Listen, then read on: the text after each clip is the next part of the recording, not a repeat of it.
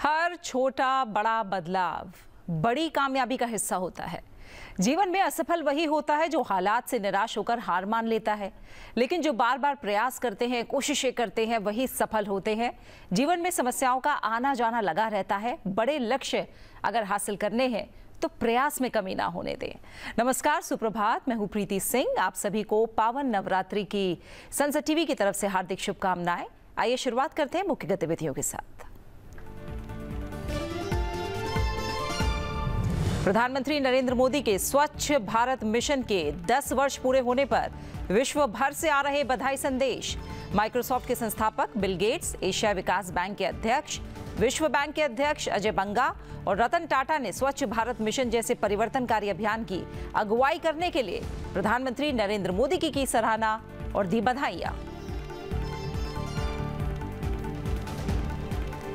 पश्चिम Asia में बढ़ते तनाव पर भारत ने जताई चिंता। विदेश मंत्रालय ने विज्ञप्ति जारी कर ईरान और इजराइल से तनाव और न बढ़ाने की अपील।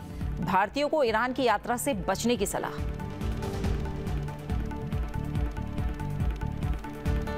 आस्क कैपिटल की नई रिपोर्ट में भारत की डिजिटल अर्थव्यवस्था 2028 तक $1 ट्रिलियन के आंकड़े को पार करने का जताया गया अनुमान। मोबाइल कनेक्टिविटी, यूपीआई जैसे घरेलू नवाचारों और डीबीटी जैसी सरकारी योजनाओं को बताया प्रमुख कारक। भारत की डिजिटल शक्ति के जापान, यूके और जर्मनी सहित कई विकसित देशों से आगे निकलने को माना विशेष। बांग्लादेश के विरुद्ध टेस्ट सीरीज में शानदार प्रदर्शन के दम पर भारत के तेज गेंदबाज जसप्रीत बुमराह अंतर्राष्ट्रीय क्रिकेट परिषद की टेस्ट गेंदबाजी रैंकिंग में फिर आए शीर्ष पर। सीरीज में बुमराह ने हासिल किए 11 विकेट।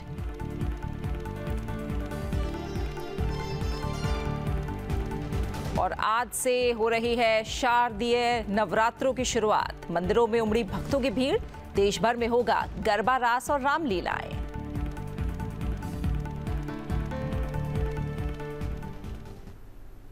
प्रधानमंत्री नरेंद्र मोदी के स्वच्छ भारत मिशन के 10 वर्ष पूरे होने पर विश्व भर से बधाई संदेश आ रहे हैं। प्रधानमंत्री के स्वच्छ भारत के 10 वर्ष पूरा होने पर माइक्रोसॉफ्ट के संस्थापक बिल गेट्स ने एक्स पर अपनी प्रतिक्रिया जाहिर की है और उन्होंने कहा है कि स्वच्छता स्वास्थ्य पर स्वच्छ भारत मिशन का प्रभाव अद्भुत रहा है।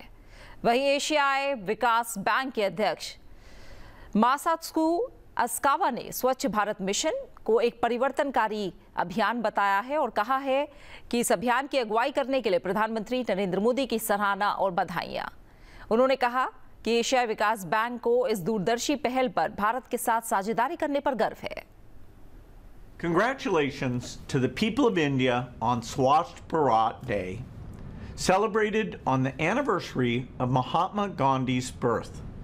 Under the leadership of Prime Minister Modi, the Swachh Bharat mission was launched a decade ago with the ambitious goal of eradicating open defecation across the country. Since then, India has made huge strides in improving sanitation and hygiene. It has installed millions of toilets and built thousands of fecal sludge treatment plants, ensuring safer sanitation for millions. India's approach has served as a model of community-driven programs, inspiring and mobilizing people across India. The impact of this mission on sanitation and health has been amazing, particularly for the poor and for women. The mission's success is a testament to India's ability to drive meaningful change on a massive scale. Congratulations again on the amazing progress. Your Excellency, Prime Minister Shri Narendra Modi, dear colleagues and friends, this is Tulsi Bahai. Namaste. I'm honored to help you celebrate the 10th anniversary of the Swachh Bharat mission. It shows how strong political commitment can drive transformative change toward sustainable development goals. The Indian government made sanitation and hygiene national priorities by mobilizing resources, engaging communities, and igniting a movement to eliminate open defecation and promote a cleaner, healthier nation. I commend the Swachh Bharat mission for its focus on equity, local engagement, accountability, and sustainability. It prioritized basic sanitation in rural and underserved areas, mobilized local leaders, and used data to track progress. Initiatives like this deliver huge benefits for public health. Improved sanitation saves lives by significantly reducing the burden of diseases such as diarrhea and malnutrition. It also contributes to long-term well-being and socio-economic development in communities across India. Alongside the Ayushman Bharat Health Insurance Scheme, this initiative demonstrates Your Excellency's commitment to improving health and well-being for India's huge population. Thank you once again for your leadership, and may your achievements be an inspiration for the world. I thank you. Namaste. 10 years ago, the Swachh Bharat mission launched with a very bold vision, and that was to transform India through improved sanitation. And today, as we reflect and we celebrate this initiative's remarkable achievements, the World Bank is very proud to have been a steadfast partner in this journey. We look forward to continuing our partnership with India to promote sustainable development and improve the lives of young people all over the world. Congratulations to our partners, the entire team who delivered this, and of course to Prime Minister Modi, whose personal leadership, whose personal involvement made such a bold vision of this type a new reality for India. Once again, thank you for having us with you. I congratulate the Honorable Prime Minister on this occasion marking the 10-year commemoration of the various rural programs that have benefited millions of people in rural India. The Tata Trusts are proud to have been associated and partnered with these programs and look forward to continued support in this very important area in the years to come. Over the last decade, the Swachh Bharat mission has transformed the lives of millions across India, providing cleaner cities and better sanitation. The Asian Development Bank is proud to have partnered with India on this visionary initiative, supporting it from the very start. I would like to commend the Prime Minister Narendra Modi for spearheading this transformational campaign, which has empowered women and the urban poor, improved health, and created new opportunities. These efforts have sparked one of the largest behavioral shifts in modern history, instilling a sense of responsibility and pride among citizens across India. This progress highlights the power of partnership. प्रधानमंत्री नरेंद्र मोदी ने बुधवार को स्वच्छ भारत अभियान को इस सदी में दुनिया का सबसे बड़ा और सबसे सफल जन आंदोलन करार दिया। उन्होंने कहा कि विकसित भारत की यात्रा में हर प्रयास स्वच्छता से संपन्नता के मंत्र को मजबूत करेगा। स्वच्छ भारत अभियान के 10 साल पूरे होने के अवसर पर विज्ञान भवन में आयोजित एक कार्यक्रम में स्वच्छता और सफाई से संबंधित 9,600 करोड़ रुपए से अधिक की लागत वाली कई परियोजनाओं का उद्घाटन और शिलान्यास उन्होंने किया। अपने संबोधन में प्रधानमंत्री ने कहा कि साफ सफाई करने वालों को आज जब मान सम्मान मिला तो उन्हें भी गर्व हुआ। प्रधानमंत्री ने कहा कि स्वच्छ भारत अभियान लाखों भारतीयों की अटूट प्रतिबद्धता का प्रमाण है। पिछले 10 वर्षों में अनगिनत नागरिकों ने इसे अपनाया है और अपनी दिनचर्या का हिस्सा बनाया है। उन्होंने कहा कि स्वच्छता के प्रति हमारी प्रतिबद्धता आजीवन प्रतिज्ञा है, न कि एक बार किया गया कोई वादा। हमें स्वच्छता को हर नागरिक के जीवन का अभिन्न अंग बनाते हुए भावी पीढ़ियों में इस मूल्य का संचार करना है। देखिए, पहले का समय जब बिल्कुल था, जैसे जैसे हमारी इकोनॉमी बढ़ेगी, शहरीकरण बढ़ेगा, वेस्ट जनरेशन की संभावनाएं भी बढ़ेगी, कूड़ा कचरा ज्यादा निकलेगा और आजकल जो इकोनॉमी का एक मॉडल है यूज एंड थ्रो, वो भी एक कारण बनने वाला है। नए नए प्रकार के कूड़े कचरे आने वाले, इलेक्ट्रॉनिक वेस्ट आने वाला है।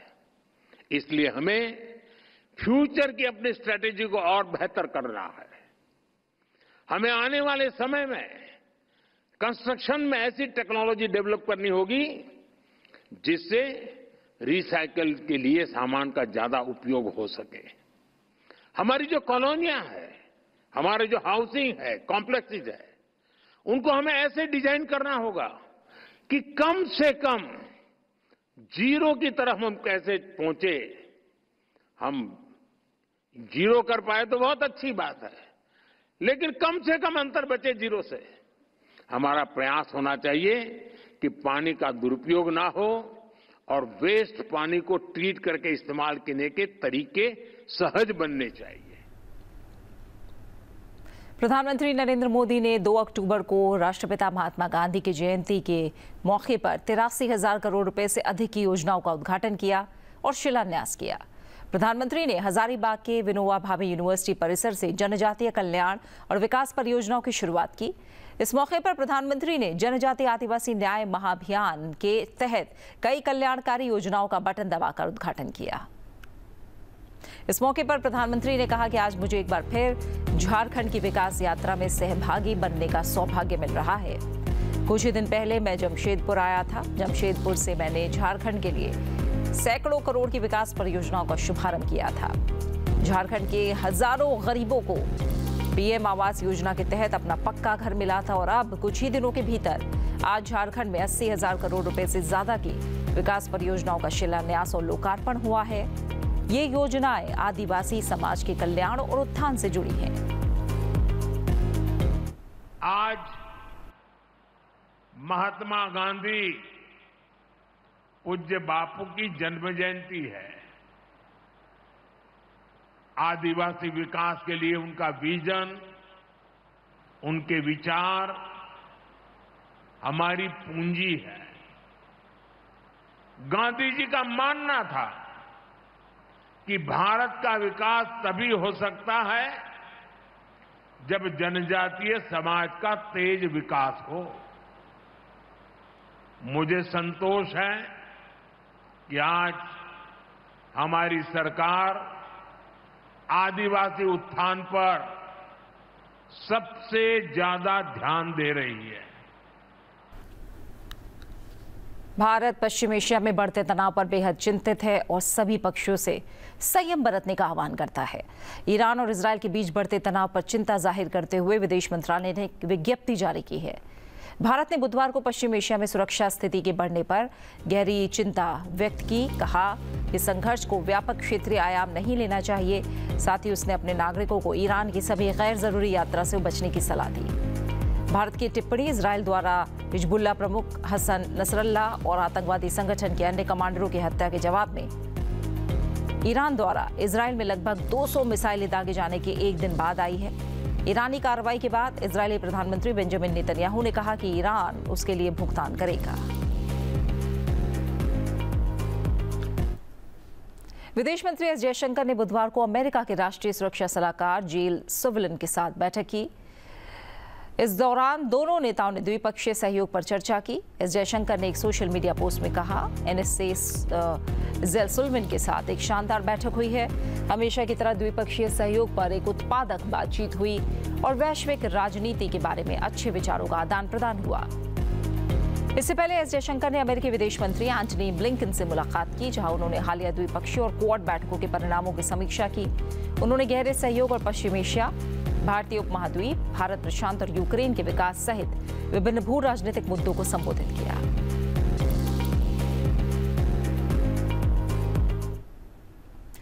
राष्ट्रीय सुरक्षा सलाहकार अजीत डोभाल ने फ्रांस के राष्ट्रपति इमैनुअल मैक्रों, फ्रांसीसी रक्षा खरीद एजेंसी के महानिदेशक और विदेश मंत्री से मुलाकात की। राष्ट्रीय सुरक्षा सलाहकार अजीत डोभाल ने फ्रांस के राष्ट्रपति इमैनुअल मैक्रों से मुलाकात की और कहा कि उन्होंने भारत फ्रांस क्षितिज 2047 रोड मैप को लागू करने के लिए अपनी प्रतिबद्धता को दोहराया है। अजीत डोभाल ने फ्रांसीसी रक्षा खरीद एजेंसी के महानिदेशक इमैनुअल चिवा और फ्रांसीसी विदेश मंत्री जीन नोएल बैरॉट से भी मुलाकात की। फ्रांस में भारतीय दूतावास ने मंगलवार को एक्स पर एक पोस्ट में कहा कि एनएसए अजीत डोभाल ने फ्रांस के राष्ट्रपति इमैनुअल मैक्रों से मुलाकात की है और प्रधानमंत्री नरेंद्र मोदी को उन्होंने शुभकामनाएं दी हैं। 2047 को लेकर भारत और फ्रांस क्षितिज का जो रोड मैप है उसे लागू करने की प्रतिबद्धता दोनों देशों की तरफ से दोहराई गई है। राष्ट्रपति ने शांति आगे बढ़ाने और वैश्विक चुनौतियों से निपटने के लिए भारत और फ्रांस की कोशिशों को, उनके प्रयासों को महत्व पर जोर दिया है और इसको लेकर प्रधानमंत्री नरेंद्र मोदी की पहल की सराहना की है। आस्क कैपिटल की एक नई रिपोर्ट में अनुमान लगाया गया है कि भारत की डिजिटल अर्थव्यवस्था 2028 तक $1 ट्रिलियन के आंकड़े को पार कर जाएगी, जो व्यापक 4G और 5G पहुंच, मोबाइल कनेक्टिविटी को गहरा करने और यूनिफाइड पेमेंट्स इंटरफेस जैसे घरेलू नवाचारों जैसे कारकों से समर्थित है।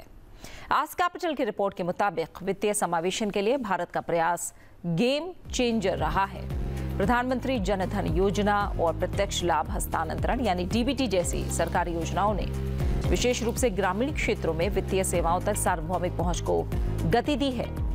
स्मार्टफोन के उपयोग और किफायती इंटरनेट में वृद्धि के साथ इन पहलों ने भारत को कैशलेस अर्थव्यवस्था की ओर बढ़ने की तरफ प्रेरित किया। Indian council for research on international economic relations के अनुसार भारत की डिजिटल शक्ति अब जापान, यूके और जर्मनी सहित कई विकसित देशों से आगे निकल गई है।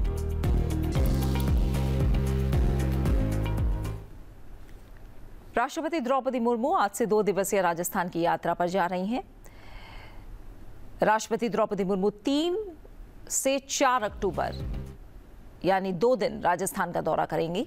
3 अक्टूबर को राष्ट्रपति उदयपुर में मोहनलाल सुखाड़िया विश्वविद्यालय के 32वें दीक्षांत समारोह में शामिल होंगी। 4 अक्टूबर को माउंट आबू में प्रजापिता ब्रह्म कुमारी ईश्वरीय विश्वविद्यालय द्वारा स्वच्छ और स्वस्थ समाज के लिए आध्यात्मिकता विषय पर आयोजित वैश्विक शिखर सम्मेलन में भाग लेंगे और उसी दिन वो बांसवाड़ा के मानगढ़ धाम में राजस्थान सरकार की तरफ से आयोजित आदि गौरव सम्मान समारोह की भी शोभा बढ़ाएंगी।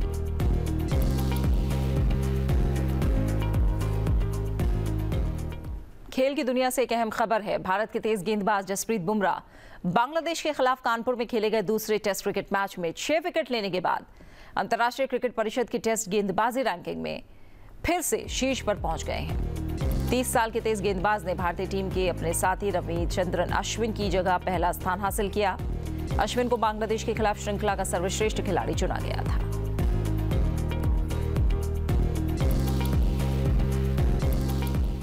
प्रधानमंत्री नरेंद्र मोदी ने पत्र लिखकर जावलिन थ्रो खिलाड़ी, Olympian gold medalist Neeraj Chopra की मां सरोज देवी को चूरमा खिलाने के लिए धन्यवाद दिया है। प्रधानमंत्री नरेंद्र मोदी ने अपने पत्र में लिखा कि आदरणीय सरोज देवी जी, सादर प्रणाम। आशा है कि आप स्वस्थ होंगी, सकुशल और सानंद होंगी। प्रधानमंत्री ने अपने पत्र में लिखा कि जमैका के प्रधानमंत्री जी की भारत यात्रा के अवसर पर आयोजित भोज में मुझे भाई नीरज से मिलने का अवसर मिला और उनसे चर्चाओं के बीच मेरी खुशी तब और बढ़ गई जब उन्होंने मुझे आपके हाथों से बना स्वादिष्ट चूरमा दिया। आज इस चूरमा को खाने के बाद आपको पत्र लिखने से खुद को रोक मैं नहीं सका। भाई नीरज अक्सर मुझे इस चूरमे की मुझसे चर्चा करते हैं, लेकिन आज इसे खाकर मैं भावुक हो गया। आपके अपार स्नेह और अपनेपन से भरे इस उपहार ने मुझे मेरी मां की याद दिला दी।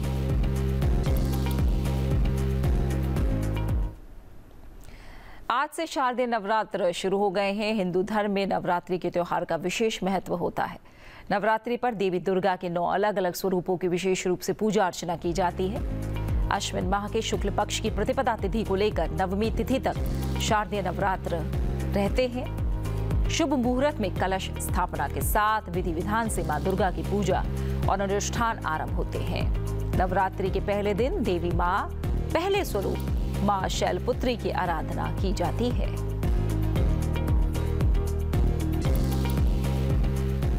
और अब वक्त हुआ है, अब समय हुआ है सुप्रभात में आपसे विदा लेने का। जाते जाते आपको छोड़ जाते हैं भारतीय वायुसेना के 52वें स्थापना दिवस की तैयारियों की नयनाभिराम झलकियों के साथ। आप देखिए झलकियां और मुझे दीजिए इजाजत। नमस्कार।